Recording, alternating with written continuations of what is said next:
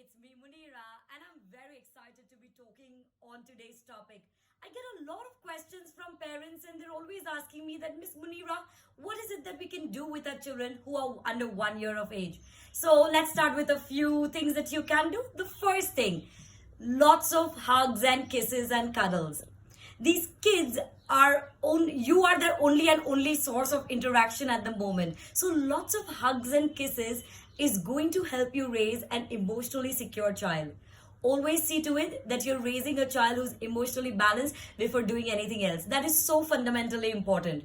Then moving on to the second thing. One more thing that you can do if your child is anywhere from 0 to 6 months is high contrast flashcards. The flashcards which are only black and white or red and white, they're amazing. They provide a lot of visual stimulation, excellent for your baby.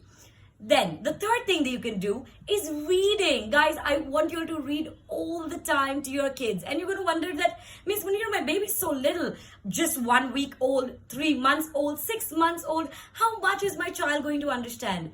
Guys, you will be amazed how much your baby is actually picking up. Initially, yes, they may not pick up or comprehend as much as what you're talking. However, what they are picking up are the beats of your voice, the inflections of your voice. It acts as a great bonding session.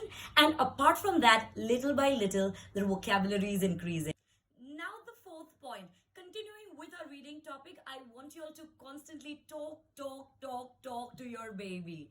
It is going to stimulate all their senses. They're constantly listening to what you're talking to them. But please take care while you're doing this, that you're using lots of funny sounds, happy faces, funny faces, lots of snapping and clapping. So you're holistically working on the talking aspect.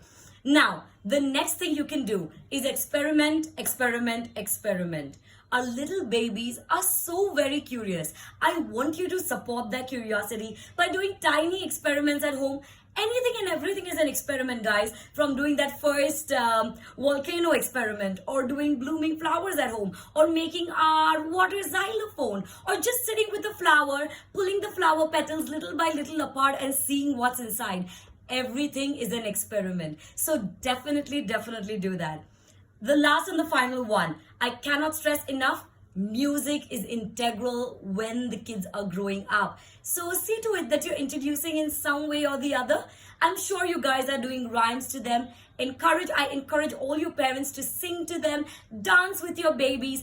If you know how to play an instrument, you must play it to your baby every day. And hey, even if you don't, just get some pots and pans, get something like a xylophone or a drum, which most of us have, or something like bells, like the mandir or temple bells. You can gather those and have a little musical session with the babies. They absolutely love it, and it's doing so much for the little growing brain. We all know it that music has multiple benefits, but when you start it very early on, it will just blow your mind what it can do for your baby. So all in all, start slow, one step at a time, and never stop learning.